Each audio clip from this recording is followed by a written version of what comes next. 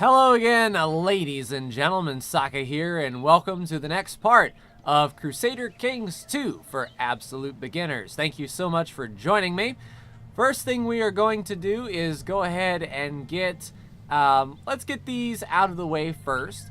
Ruler is unmarried, and this is once again us because we have that star. So we're going to click on arrange marriage, and we are going to get a list of viable candidates from the game, and we have quite a long list. We can sort by their opinion of us by this tab here, and the highest opinion is 15, this commander of Upper Lorraine. We can sort by their rank, and once again she is the most powerful. We can sort by their name alphabetically, their dynasty, what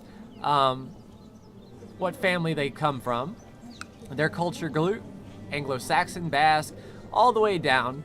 We can sort by their realm. We can sort by their age, which is important because we are 39 years old. So the oldest lady available to wed is 39 years old. Now, the birth cap for males is much higher than females, so it wouldn't be out of the question to look a little younger if those traits do so sway that way. We can also marry for her skills. So if we look at our state diplomacy here, we see we're severely lacking in intrigue. So if we were to sort by intrigue, we see that Maria, the Princess of Norway, is one of the best in intrigue. We can also see her traits: gluttonous, ambitious, brave. It would make sense to go through here and make sure that there are no negative traits that you don't want. We can also search for traits like genius, which there are none. How about strong? No strong. How about quick? No. So at this point, no females have spawned in our general knowledge range, but if we are not satisfied with this group here, we can go down here to this button, and that's the Find Characters button, and here we can find literally every NPC in the game. We just have to sort of give it some criteria here. So we can search all, and of course we want women who are not in prison, who are not married, who is any ruler, I guess. My religion group and my culture group is important to make sure that the females coming are will be accepted by your group. We do want adults and any great house. Now we can sort by the age, and now let's search for our genius. Nope. How about our strong? What in the world is that? A stutterer. So nothing there, no strong. How about quick? All right, so basically, you know, we can't find the diamonds in the rough, the picks of the litter, so this button will do just fine. We can look and see where we're getting non-aggression packs with these marriages as well. So, King Harald of Norway will not attack us, Denmark will not attack us, Voss will not attack us, etc. That would be nice if, say, England would not attack us, or Poise would not attack us, because we've got some movement to do here, and we don't want any outside interference from these other groups coming in and trying to dethrone us. Let's see, let's go ahead and let's see, the Princess of Denmark. You know, this lady looks pretty haughty. She is fertile, so that's good for reproductive purposes. She's a little bit deceitful, and she's ambitious. I mean, she might serve us well, plus she's got 12 martial skills. She'll help us out as far as our martial score is concerned. Yeah, we'll go ahead and do that. So we will marry. Make sure this is not matrilineal. We want the children to be of our dynasty. If we checked this box, these would be her kids rather than ours. We would gain 31 prestige, and then 100 from marrying a relative of the king.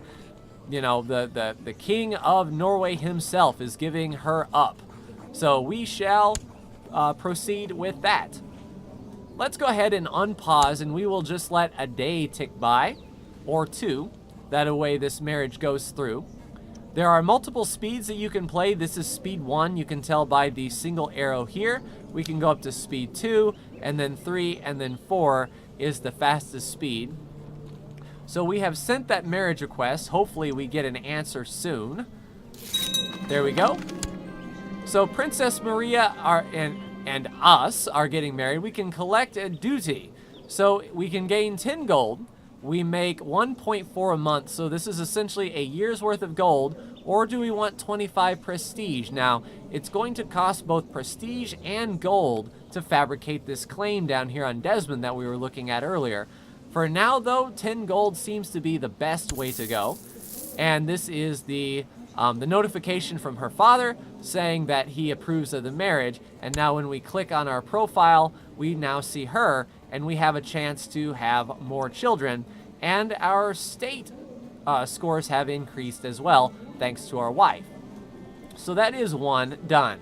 Let's go ahead and look at an unmarried heir. Now this is Brian, our son. We need to find him someone nice as well. Looks like he is severely lacking in learning, although he has decent martial skill. Let's see. The flamboyant schemer helps with intrigue. We want someone with a decent opinion of him. And she is a 10 martial. That'll get us 5 there. You could sort of min-max this or role play it as it were. This guy is chaste, unfortunately. Isn't that something? So chances are he's not going to have any children. It's going to be up to us. We could find someone who is a little bit more fertile. Let's see, the flamboyant schemer. Let's see, fortune builder. There, 10% fertility to offset his 15. The commander of Bouillon. She is French. We shall right-click. They will approve that marriage, and then we can get him a wife. Now, you can spend a very long time looking through the list of candidates. You could role play it, as some players do, or you could just do complete min-max, what is the best for the realm, and go from there. So our son is married, that gets rid of that. Now we can pick an ambition for ourselves. That is this button here, and when we click that, we have a list of few options. We can amass wealth, which will be fulfilled when we have 500 gold. Now, unless we come across a whole lot of gold, a treasure chest somewhere, that's going to be about 400 months from now, so that is not a good ambition to pick. We can become a paragon of virtue, basically be the holy man of the world. We gain piety at 2, so essentially that's 250 months. Again, 15 years of waiting, not that good. We can have a daughter if he wants to improve his fertility, or we can improve our own personal stats, the diplomacy, the intrigue, because they are less than 8. Or we can become King of Ireland, which I don't know if that is good for us right now. We have a lot of ground to cover before we pick that. We can get a few of these done and then pick the new ambition, and he will have this ambition for a while.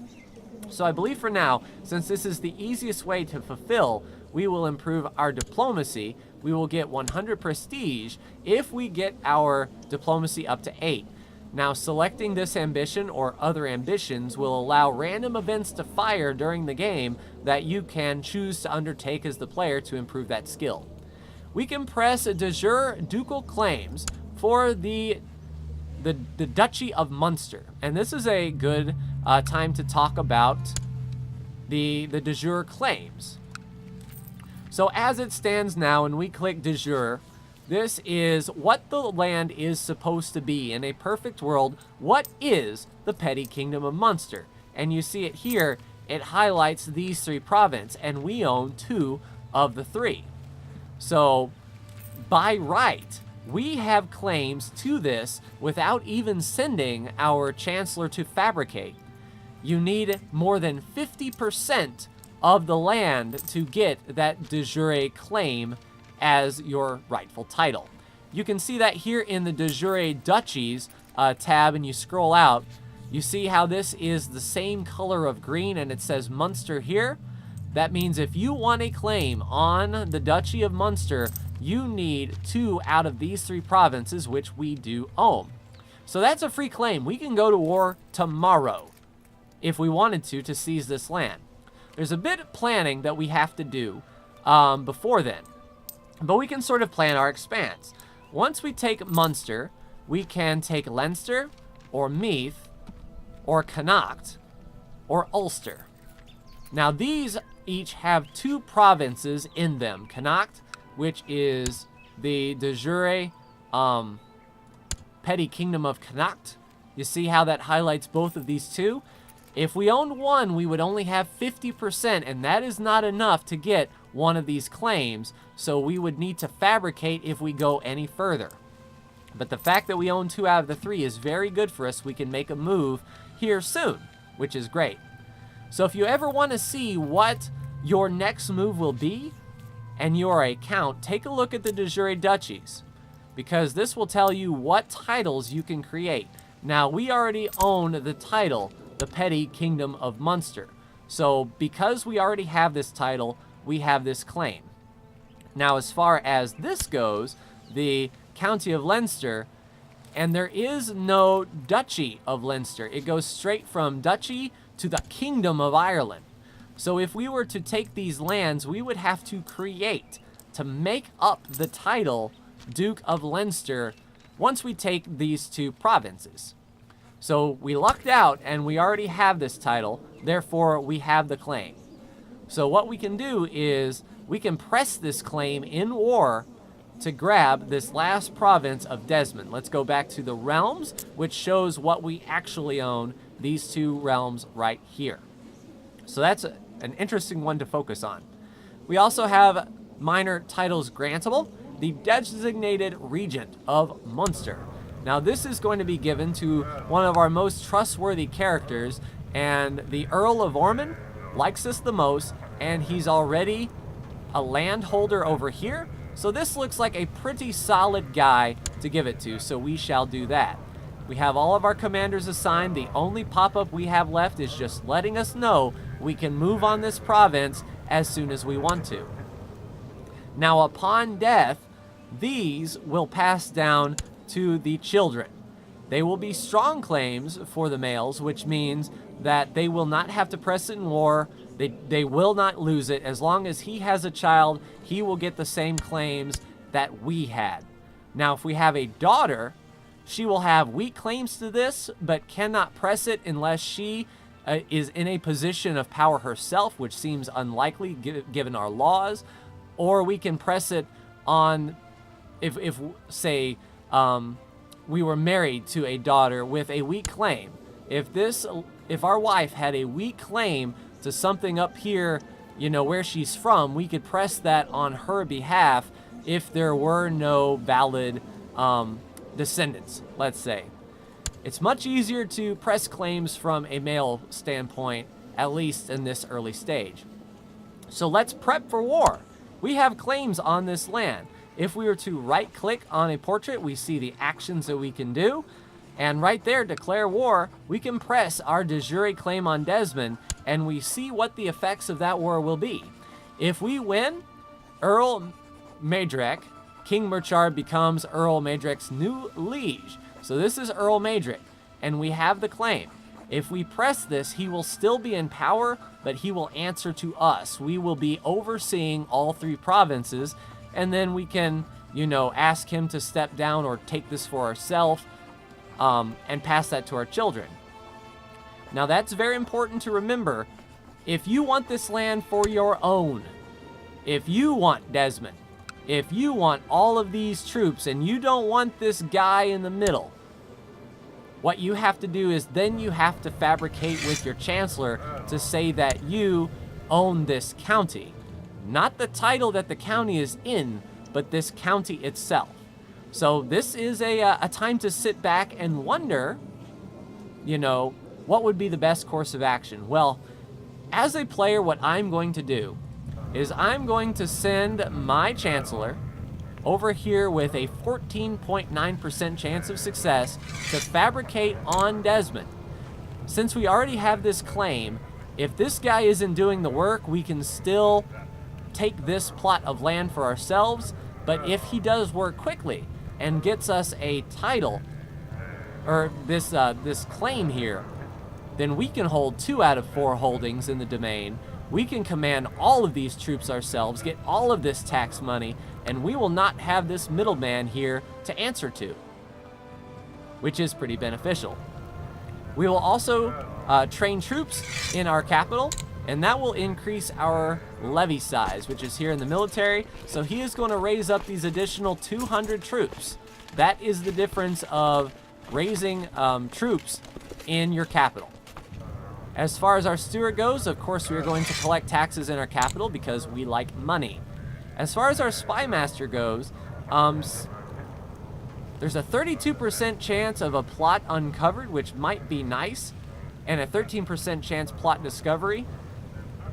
We could also study technology, and he's got a 21% chance that he gets technology grade. What we're going to do, oh, that's way out of range. Okay, so we can't have him do that yet, unfortunately.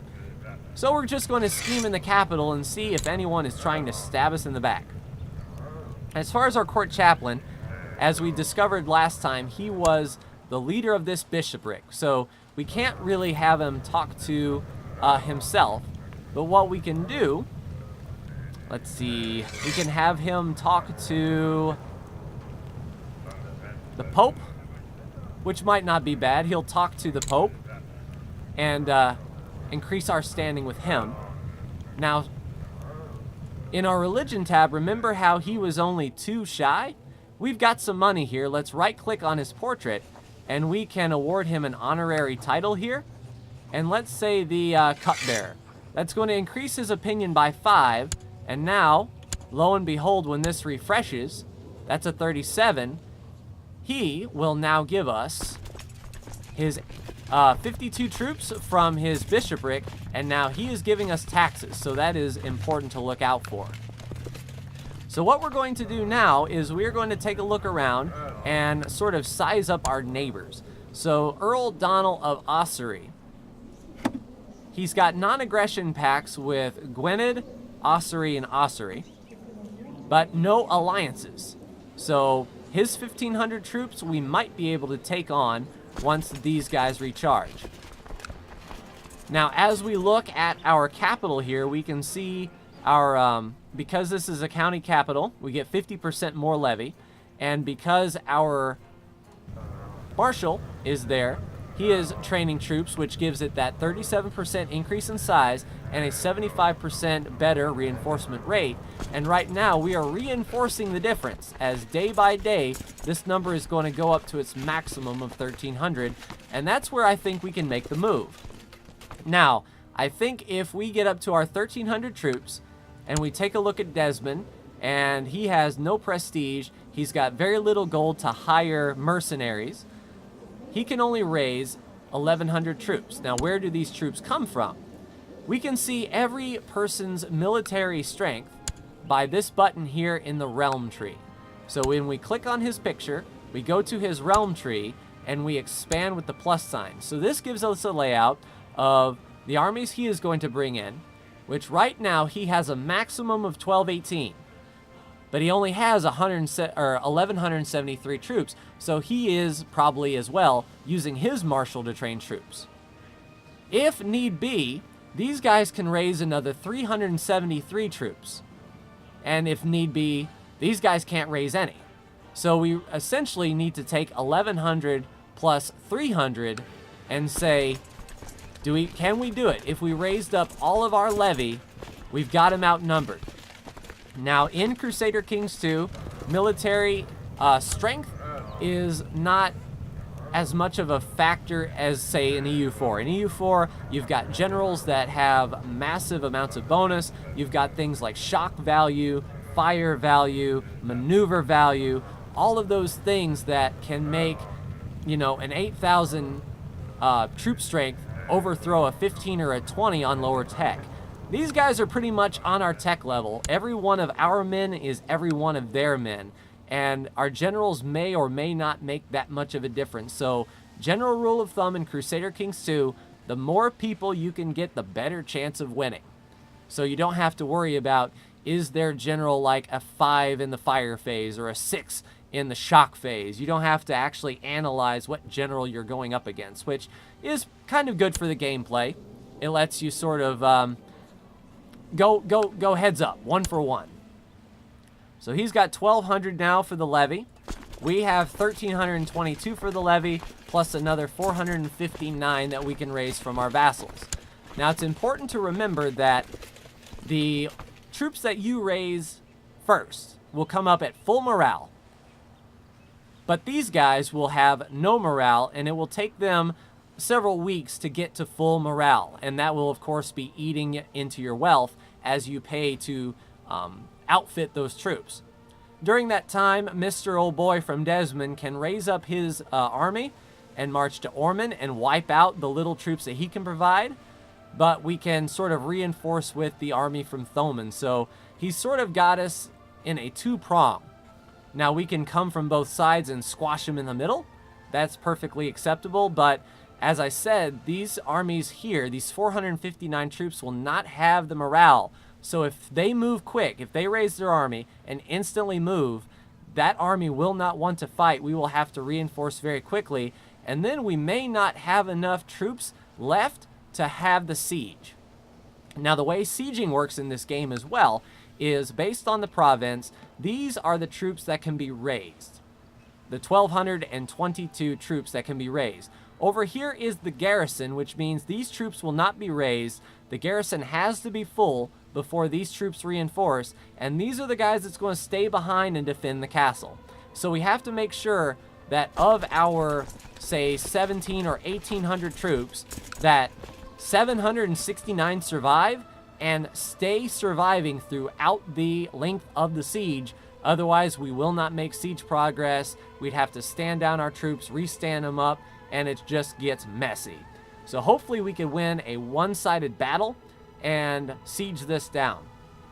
Now, in the event that he raises up these troops, they will be coming for us, and we need to maintain 558 troops and 539 troops. So we cannot drop below 770 troops at any time if we want a shot at taking Desmond.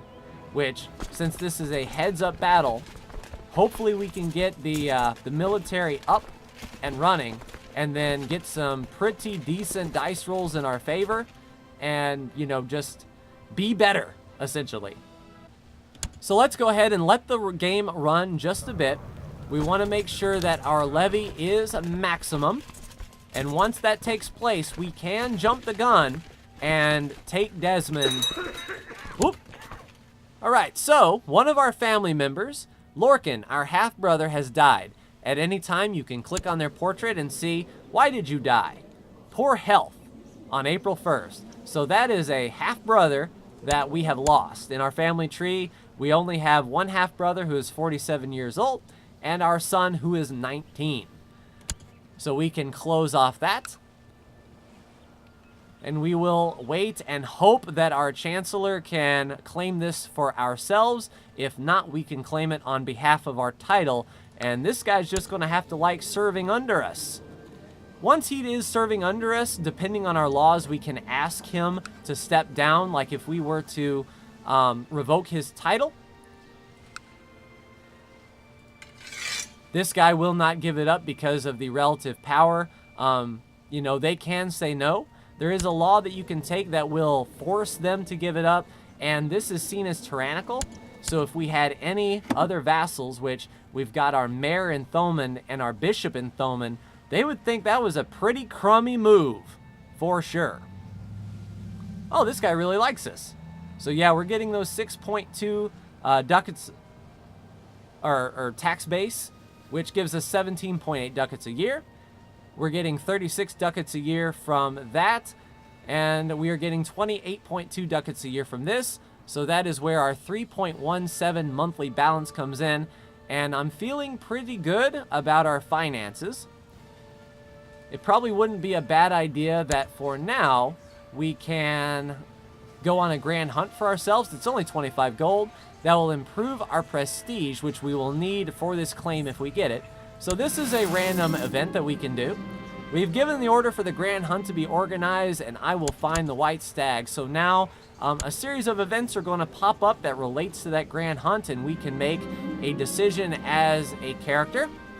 So I am out in the woods, and I see the mighty stag, what are the odds? We gain 5 prestige. Or because we are kind, and when you see an icon down here in the decision, it means that because we have this trait, oh no, we will gain it, excuse me. So if we do that, we will gain kind, which lowers our intrigue skill, which is crap to begin with. But we also gain 2 diplomacy, our vassal opinion goes up, every person in the world who is kind likes us by 5, and the opposite trait goes down by 5, so the opposite of 6, so wrathful or whatnot. So we will spare it, we will gain the trait of kind, and now we have fulfilled the ambition to improve diplomacy. It is now up at 8 because we gained that kind trait. We can choose another ambition. So now we can work on improving our intrigue, we can improve our fertility by having a daughter, and we might actually have a son in the process. So we will do that. And we will wait. All right, so we are ready to go. So now, we can press this claim now. If we declared war, the de jure claim on Desmond, and we win, we will be his new liege. So let's go into the battle mechanic here, and I will show you what for.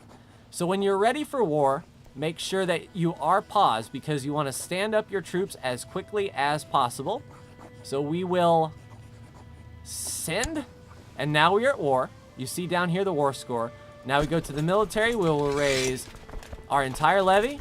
We will raise all vassal levies. And then we'll click and drag, merge these units together, and that morale is affected by that 0 morale of our vassal. We can have these guys come toward Thoman, and essentially we want all 3 ranks assigned. So in the center, we want our most powerful warrior. Mounted troops, brave, morale defense, that's good. Defense 30 and morale damage 15. Defense, so that's all defense. Morale defense and defense. So we've got, let's see, a lot of mounted troops here. So we want this guy leading the center, Aed. Over here, we will not lead troops ourselves. Morale damage plus 15. Let's put him as commander on the side, and defense and morale defense and regular defense, defensiveness over here. So let's go down to lowest speed and play. He is going to stand up his army, all 1,300 of them, and he is going to march to Ormond. Now, he's going to get there a day early, so what we need to do then is reinforce, hold fast, and hope that our morale increases on the month. All right, so he's going to march. Thoman on the 19th of October. We're going to be gone by 13th October. We're going to continue. We will merge them all up so they are one good, powerful force. War disrupts our Grant Hunt. There's always in the autumn. Let's see. Dogs have caught. We don't want to gain Craven. That's Scaredy Cat. Wounded. So a 65% chance of nothing, 10% prestige, 10% gaining martial, 10% we get wounded, 5% chance we'll be maimed and gain 10 prestige. We took it. What did that do for us? Nothing. Outstanding. All right, let's go ahead and merge these units together. There we go. Now we've got 1,900 troops to his 1,300.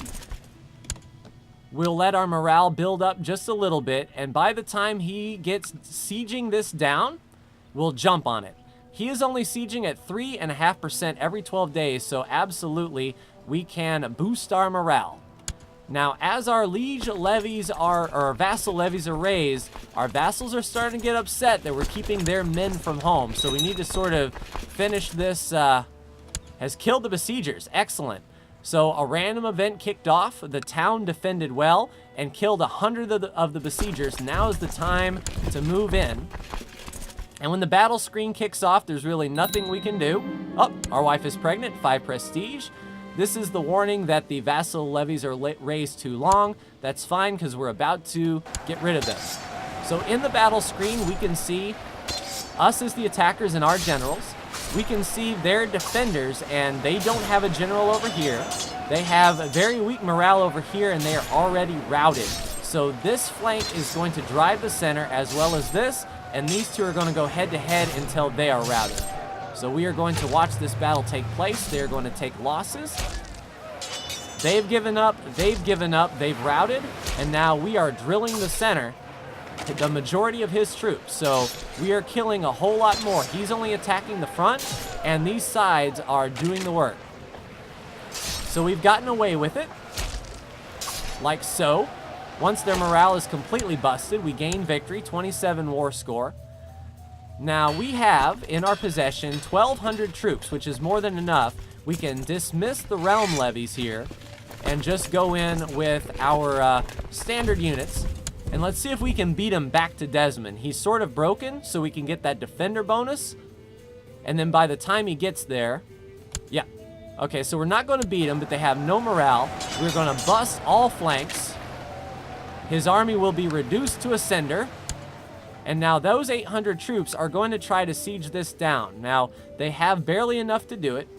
So, it's a waiting game now. We're going to siege at 3.5 every 12 days. So this is a pretty long-winded thing. But he does not have the troop count to siege it down. There's 820 defenders to his 799. So he will no longer get siege status. So we just have to maintain above 822, so we can actually go up to a higher speed. Hope that no random event happens to decrease our military size.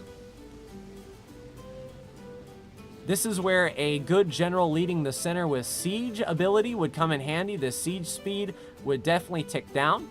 Now, once we beat this city down, we will move on to the bishopric and then move on to the city. We have to siege this down 3 times, and we have a son. You can rename any child of yours directly. We'll just keep him as Don Chad, because why not? We're fighting a war. No time to be naming children. And as this goes down, we will get more war score. 100%, of course, is the name of the game. We want to make sure. All right, Kaiser Henrik has set up Pope Gottfried as an anti-pope. So the Pope will basically call out the evil in Catholicism. That really don't pertain to us much as long as he don't name us anti-Pope. But here we go. All right, I have seemed to make... So he is telling the Pope how awesome we are, which is awesome. Now we have sieged down that first holding, and that brought us to 100 war score. So we don't even need to siege this down. We can click here, offer the peace, enforce the demands, and we are now the liege of this guy here. So, minus 25 declared war, but all in all seems good. Let's go ahead and disband our army because that's costing us maintenance. And now we own this land. So in the next episode, we've captured a few prisoners. We can start plotting our next approach here. And according to this, now once his troop count goes up, we will have a whole lot more levy to pull from him. He's got 13 troops he can give us. And of course that number is going to increase as this reinforces. But that's going to be the basic episode on a small war and some expansion. In the next episode, look for us to move into some of these outside counties here to try to stop these guys from taking it. So Leinster will probably be our next goal. Leinster has 1,100 troops, and after that, we're still at 1,300 with only 100 to reinforce. That was a really good war for us. But that's going to do it for me in this episode, ladies and gentlemen, of Crusader Kings 2 for absolute beginners. Of course, feel free to leave any questions or comments in the comments below, and I will address them either in a later episode or in the comments themselves. But that's going to do it for me. Like, share, and subscribe if you are so bold. Thank you so much for tuning in. And for King Murchad of Munster, the newly designated Liege of Desmond, I will see you in the next video. Take care.